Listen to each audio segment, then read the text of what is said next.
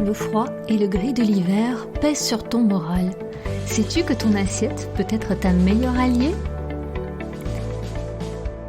Bienvenue dans Mangerie M, le podcast qui redéfinit ta relation à l'alimentation et à ton corps pour une vie plus épanouissante et authentique. Je suis Chloé De Smet, diététicienne holistique avec plus de 20 ans d'expérience. J'aide les femmes lassées des régimes à abandonner les méthodes restrictives pour une approche plus complète et respectueuse d'elles-mêmes. Si tu cherches à réguler ton poids, apaiser ta relation avec la nourriture et comprendre ton corps, tu es au bon endroit. Mangerie M, c'est un nouvel épisode inspirant chaque lundi dès 7h sur ta plateforme d'écoute préférée. Et pour ne rien manquer, pense à t'abonner. Reste bien avec nous, tu vas adorer ce que nous avons à te partager dans cet épisode.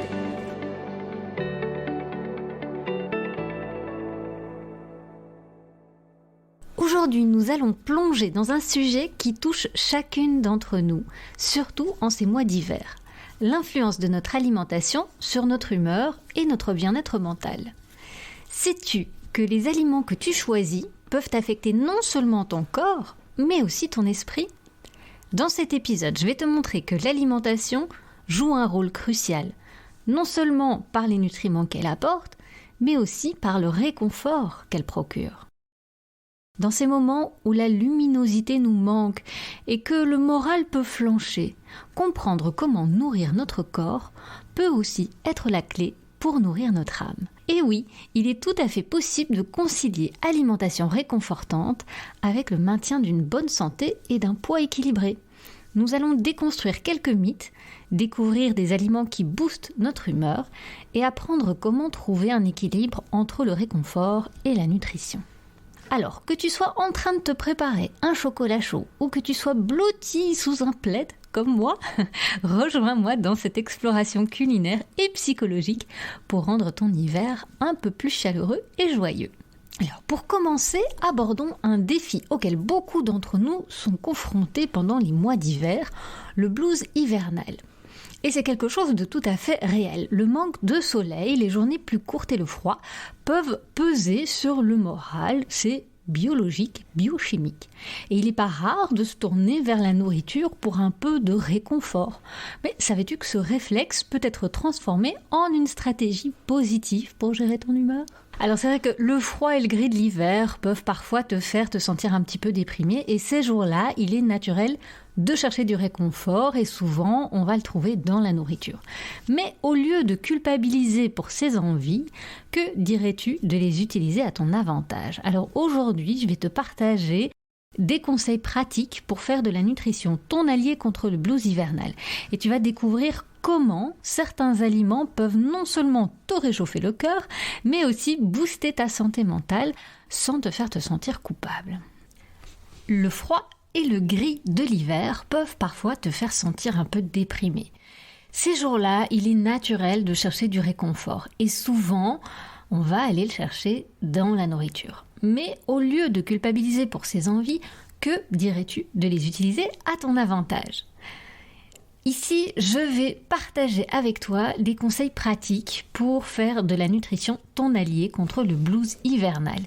Tu vas découvrir comment certains aliments peuvent non seulement te réchauffer le cœur, mais aussi booster ta santé mentale sans te faire sentir coupable. Alors, en termes de nutriments, voici ceux qui te seront indispensables. Tu en connais peut-être déjà quelques-uns. Alors, parmi eux, on va retrouver la tyrosine, les anthocyanidines, le magnésium, les oméga 3, la phosphatidylsérine, l'acétylène-carnitine, la vitamine B3, le tryptophane, la vitamine D et l'iode, par exemple. Pas que ceux-là, mais en tout cas, ça va être les plus importants. Maintenant, tu vas me dire, ok Chloé, c'est bien beau tout ça, mais concrètement, je fais quoi ? Alors, voyons ça ensemble. On va commencer par les aliments riches en oméga 3. On va les retrouver, peut-être que tu le sais, dans les poissons gras comme le saumon, le maquereau, les harengs, les anchois, les sardines.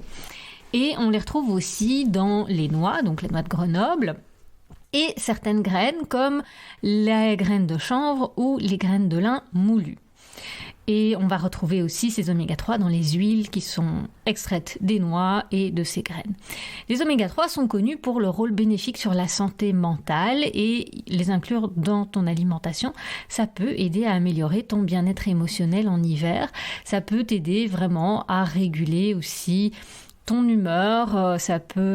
Les oméga 3 sont des acides gras qui vont réguler aussi l'inflammation. Enfin, ils ont énormément de qualité, énormément de rôle dans ton organisme, donc hyper important. 1 à 2 poissons gras par semaine, de préférence des petits poissons gras. Et si tu ne les consommes pas, les poissons que je t'ai cités, eh bien alors il va falloir aller les retrouver dans des compléments alimentaires. Ça va être indispensable aussi si tu ne consommes pas suffisamment de poissons gras. Alors, la vitamine D, je pense que tu la connais aussi, peut-être pas sur son rôle dans l'humeur. Elle est présente dans le système nerveux et elle pourrait en fait influencer la production de sérotonine et de dopamine. Ça sont des neurotransmetteurs ou des hormones, si tu veux, du bien-être et du petit coup de boost. Et donc c'est comme ça que la vitamine D pourrait jouer un rôle dans la dépression. Il y a des études et des preuves scientifiques qui relient les faibles niveaux de dopamine et de sérotonine qui sont liés à la dépression et le lien avec la vitamine D.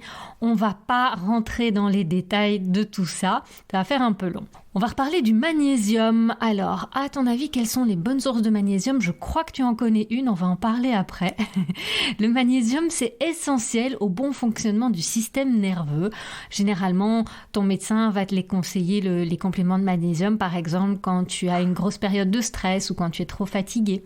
Et donc, ce magnésium est nécessaire à la fabrication des neurotransmetteurs, donc tant les accélérateurs comme la dopamine, la noradrénaline, que ceux qu'on va appeler les freinateurs comme la sérotonine ou le GABA. Donc de nouveau, je rentre pas dans le détail de ce que sont les neurotransmetteurs. Tout ça, en fait, je l'avais transmis dans une masterclass spéciale Brain Food. Si ça t'intéresse, ça, je rentre plus dans les détails. Au niveau de la masterclass, je pense qu'à l'oral, comme ça, dans un podcast, je vais plus t'embrouiller qu'autre chose. Donc, on va retourner vers les aliments. Et donc, le magnésium, quand il est pris le matin, quand il est pris le soir, il n'a pas les mêmes effets non plus. Ça, tu peux en discuter avec ton pharmacien. Et on va retrouver le magnésium dans, par exemple, les sardines, les anchois, le cacao et le chocolat noir. Tu m'avais vu venir. Dans les noix, les graines, les germes de blé, les farines complètes, les mollusques et les légumineuses. Alors, j'ai parlé de chocolat.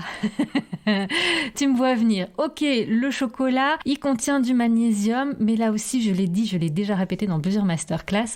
Pour avoir un minimum de magnésium avec un effet significatif, il faudrait manger 100 grammes de chocolat, ce qui équivaut à une tablette. Et tu comprends bien que manger une tablette par jour, ça a d'autres conséquences sur notre nutrition. Mais un petit carré de chocolat peut faire des merveilles pour te remonter le moral. Sans culpabilité, on va reparler de ça après. Alors, je t'ai parlé aussi de la tyrosine et du tryptophane. Ça, ce sont des acides aminés. Donc, les acides aminés sont ce qui forment les protéines. Donc, logiquement, on va retrouver ça dans les protéines plutôt animales. Dans la volaille, par exemple. Le tryptophane, on va retrouver peut-être un petit peu aussi dans le fromage, dans le parmesan. On a vraiment encore plein de choses. Comme tu dis, je ne vais pas rentrer dans les détails de tous les nutriments parce que, ça ferait trop pour un podcast. On a aussi, je peux te parler un petit peu de la spiruline qui apporte aussi du tryptophane. Ça peut être pas mal aussi quand tu es végétarien. Donc ça peut être un bon complément alimentaire aussi. Puis tous les aliments d'origine marine vont être source d'iode. T'as tous les poissons, crustacés, mollusques, mais tu as aussi les algues, à consommer avec parcimonie quand même. Alors un autre point qui est intéressant et important à mentionner pour la régulation de ton humeur, c'est la gestion de ta glycémie. Ça, en fait, les fluctuations de sucre dans le sang peuvent affecter ton humeur. Donc, l'idée, c'est d'opter pour des aliments à faible index glycémique ou plutôt des repas à faible index glycémique. Comment on fait ? Eh bien, simplement, on associe toujours les sources de glucides, donc les féculents par exemple pour le repas, avec des fibres, donc comme des légumes, des sources de protéines, comme de la viande, du poisson, et des matières grasses. Ou alors pour une collation, c'est associer vos produits sucrés comme du chocolat ou des biscuits à un produit protéiné, avec un yaourt par exemple, avec des noix qui rajouteront aussi des fibres et des matières grasses, pour faire baisser l'index glycémique des produits sucrés. Et là, en fait, je te renvoie vers la masterclass gratuite sur la glucose révolution où j'explique tout ça et où tu retrouveras une interview avec le docteur Demanja. Voilà. Alors, tu le vois, en mettant l'accent sur certains nutriments et en choisissant les aliments qui soutiennent ta nutrition et une glycémie stable, tu peux aider à maintenir une bonne humeur tout au long de l'hiver. Ce qui est assez intéressant en neuronutrition, c'est qu'on a plusieurs travaux de recherche pour soutenir tout ce que je t'ai avancé ici par rapport aux différents nutriments et aliments bénéfiques. Par exemple, d'après les études, les aliments qui sont riches en oméga 3, comme je t'en ai parlé déjà tout à l'heure, ont un effet bénéfique sur notre humeur et une étude publiée dans le Journal of Clinical Psychiatry a montré que les oméga 3 peuvent jouer un rôle dans la réduction des symptômes de la dépression. Ça souligne vraiment l'importance de ces acides gras essentiels pour notre bien-être mental et particulièrement durant les mois d'hiver. Donc, du gras et du bon gras en hiver, c'est important. Donc nos grands-mères, elles prenaient de l'huile de foie de morue qui contenait à la fois les oméga 3 et la vitamine D. Des experts aussi en nutrition et en psychologie s'accordent sur le fait qu'une alimentation équilibrée est essentielle pour gérer notre humeur. Selon eux, l'équilibre entre les différents groupes alimentaires et la modération sont les clés pour maintenir un bon état d'esprit. Et ces experts encouragent une approche intégrée, holistique si tu veux, qui prend en compte à la fois la valeur nutritive et le plaisir que procure l'alimentation. De mon côté, avec plus de 20 ans d'expérience en tant que diététicienne holistique, j'ai aussi observé au premier plan l'impact positif d'une alimentation équilibrée sur l'humeur et le bien-être général de mes patients. Dans ma pratique, j'ai aidé de nombreuses personnes à trouver un équilibre alimentaire qui soutient à la fois la santé physique et la santé mentale, surtout pendant les périodes hivernales difficiles. Et plus que l'assiette, c'était vraiment aussi de pouvoir aider les personnes à déculpabiliser, à lâcher un petit peu cette charge mentale et à retrouver une alimentation complètement équilibrante et ressourçante qui agit énormément aussi sur le bien-être émotionnel. Alors pour approfondir le sujet, si tu en as envie, je t'ai déjà parlé des masterclass, je te mettrai tous les liens dans la description du podcast. Il y a aussi pas mal de lectures, de livres et d'articles écrits par des professionnels de santé reconnus. Évidemment, tu peux aussi faire des recherches sur le net, mais là, attention à tes sources. Tu peux utiliser des mots-clés comme nutrition et humeur, oméga 3 et santé mentale, ou alors alimentation équilibrée et bien-être. Donc ça peut déjà te guider vers des sources informatives, mais là aussi, assure-toi bien que ce soit des professionnels de santé reconnus qui aient rédigé ces articles et qu'ils étaient bien habilités et compétents pour te partager ces informations. Dans la prochaine partie, on va aller examiner un débat courant autour de l'alimentation émotionnelle. Ici, c'est vrai que tu as probablement déjà entendu parler, ou en tout cas entendu débattre de l'alimentation émotionnelle. Alors beaucoup pensent que se tourner vers la nourriture pour le réconfort, comme manger un morceau de chocolat quand on se sent un peu triste, c'est pas une bonne idée et que ça peut mener à une prise de poids. Mais en fait, la réalité peut être vraiment différente. Quand on parle d'alimentation émotionnelle, on parle de manger pour se sentir mieux. C'est vraiment ce que je te disais, voilà, tu as une sale journée, tu rentres à la maison, tu dis oh, ça va pas, machin. Je me mets dans mon canapé, un petit plaid et un morceau de chocolat. Et là, si tu prends ton morceau de chocolat et ton plaid et que tu sens ah ouais, ça va mieux, là on parle vraiment d'alimentation émotionnelle et d'alimentation réconfortante. Et c'est ok. Mais il y a souvent cette crainte des grignotages excessifs et de la prise de poids. Alors en fait, selon l'alimentation intuitive, Ça, j'en ai déjà parlé aussi assez souvent. L'alimentation intuitive, c'est une façon de manger qui est en accord avec ses besoins et ses envies. Ça te permet de faire vraiment la paix avec ton alimentation. C'est une méthode qui est documentée scientifiquement aussi. Eh bien, selon l'alimentation intuitive, se faire plaisir de temps en temps peut être bénéfique pour notre santé mentale et notre image corporelle, et ça ne se fait pas au détriment de la santé physique dans l'alimentation intuitive quand on a bien intégré tous les principes. Et dans une grande étude, dans une méta-analyse qui portait sur la santé mentale, les chercheurs ont découvert que les personnes qui pratiquent l'alimentation intuitive, donc c'est des personnes qui écoutent leur corps et qui mangent ce qu'elles aiment sans se sentir coupables, sont généralement en meilleure santé mentale. Elles ont moins de problèmes avec la nourriture et se sentent mieux dans leur peau. Ça suggère que se faire plaisir de temps en temps de manière consciente peut être en fait vraiment partie intégrante d'une alimentation équilibrée, équilibrante. Cette recherche nous montre que manger ce qu'on aime sans se sentir coupable, ça fait partie d'une alimentation saine et équilibrée. Plutôt que de voir ces moments de réconfort comme quelque chose de mauvais, les intégrer dans notre vie de façon équilibrée peut nous aider à avoir une meilleure relation avec la nourriture. Et c'est vraiment ça, c'est la culpabilité d'avoir mangé ce morceau de chocolat qui va, elle, être tout à fait délétère, en fait. C'est elle qui va te générer un nouveau stress et qui va t'entraîner dans des comportements alimentaires un petit peu déviants ou compliqués. Donc, tu le comprends ? La dépression hivernale, qui est quelque chose qui est une pathologie avérée, donc ça, tu dois en parler avec ton médecin aussi. Les petits coups de blues hivernaux, ça se prend au sérieux quand même. Mais par exemple, la nutrition, ça peut être une des solutions pour te soutenir, en partie, et d'avoir aussi cette alimentation réconfortante, ça va être important pour toi.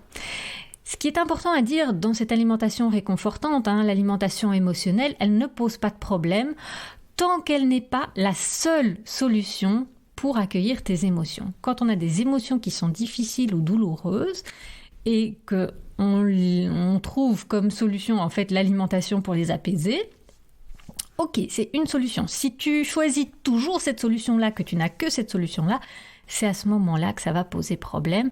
Et donc là, je t'oriente vers plutôt de la psychonutrition, qui est aussi une de mes spécialités, vers un psychologue à qui tu peux en parler également. L'alimentation intuitive, ça fait pas mal de choses, ça peut vraiment t'aider dans cette problématique-là.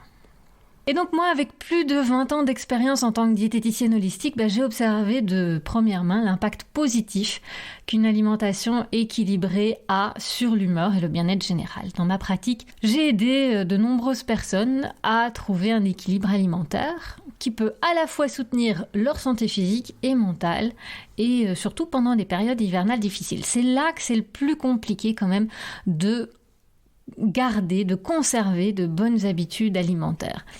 En été, c'est plus facile avec les petites salades, la mozzarella, voilà, on a un petit peu moins faim avec la chaleur. L'hiver, on a envie de se réconforter, on a envie de plats un petit peu plus lourds, plus gras, plus réconfortants, et ça peut être plus compliqué d'équilibrer son alimentation.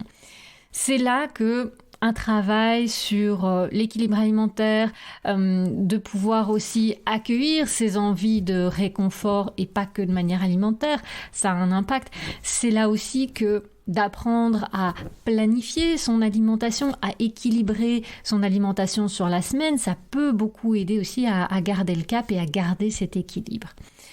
Et donc, pour ceux, je disais, qui veulent approfondir le sujet de la neuronutrition, il y a plein de lectures et d'articles. Je pourrais vous mettre quelques références. Et évidemment, il y a la masterclass que je vous propose aussi. Mais je ne voulais pas rentrer trop dans les détails de la neuronutrition. Je voulais plutôt te raconter ce qui s'est passé avec l'une ou l'autre de mes patientes en consultation. C'est par exemple Clara qui était venue en hiver et elle se rendait bien compte que l'hiver ça n'allait pas. L'été c'était pas trop compliqué, mais l'hiver elle perdait complètement pied par rapport à son alimentation. Clara, c'est plutôt une femme dynamique et créative. Et l'hiver, elle perdait tout son dynamisme et elle se retrouvait vraiment sans énergie. Et donc, elle se retournait vers la nourriture pour un peu de réconfort. Et souvent, c'était des sucreries, des plats riches. Elle se retrouvait à grignoter très très souvent aussi. Et Clara croyait vraiment que c'était cette habitude qui était vraiment la cause de son mal-être hivernal. Elle pensait que les grignotages et sa façon de manger, c'était à l'origine de sa prise de poids. Et donc, elle est venue me voir et elle était prête à essayer une approche un petit peu différente. On n'est pas rentré sur une alimentation restrictive. Et ensemble, on a travaillé sur un plan alimentaire qui incluait des aliments réconfortants, mais aussi nutritifs. On a surtout veillé à ce qu'elle ait suffisamment à manger tout au long de la journée. On a retravaillé également sur l'attention qui était portée au repas. Pas faire attention, mais porter attention. C'est-à-dire que j'ai proposé à Clara de refocaliser son attention sur ses sensations alimentaires et surtout sur le plaisir que procuraient ces repas. Particulièrement le repas du midi qui était pris un petit peu en triple vitesse. Et donc je lui ai vraiment proposé de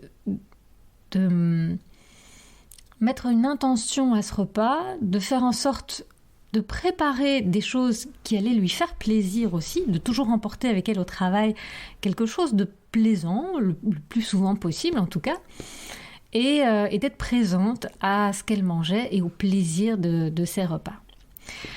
Et donc, cette façon de manger, donc quand elle a appris à savourer les moments de réconfort, que ce soit avec un plat sain, ça pouvait l'être, parce qu'elle aimait manger de tout, donc elle pouvait se faire très très plaisir avec un bon plat sain, et elle pouvait aussi se faire plaisir avec du chocolat, des biscuits, et on a appris ensemble à faire fi de la culpabilité, en tout cas de vraiment éviter cette culpabilité, parce qu'elle avait des comportements qui étaient toutefois, somme toute, assez raisonnables. Donc, elle finissait pas le paquet de biscuits quand elle rentrait à la maison. Elle en mangeait un ou deux, mais pour elle, c'était déjà beaucoup trop. Elle pensait que c'était vraiment pas bien. Et donc, on a appris à trouver des collations saines et à pouvoir manger des biscuits ou du chocolat quand elle sentait qu'elle en avait besoin. Et comme ça, elle a pu réguler vraiment son alimentation, elle a pu réguler son poids aussi. Et elle a réalisé que se tourner vers la nourriture pour le réconfort n'était pas un problème en soi, que c'était la manière de le faire qui comptait et qu'elle a mis beaucoup plus de conscience. Elle a mis aussi des petites choses en place pour se réconforter durant l'hiver.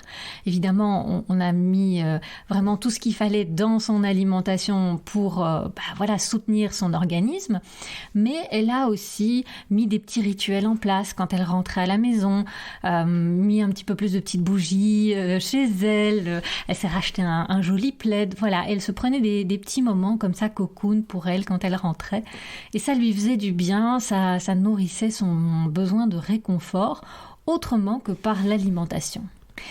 Et donc je voulais savoir toi, comment tu gères tes envies de réconfort et de réconfort par l'alimentation en hiver? Est-ce que tu as trouvé ton équilibre entre te faire plaisir et prendre soin de toi?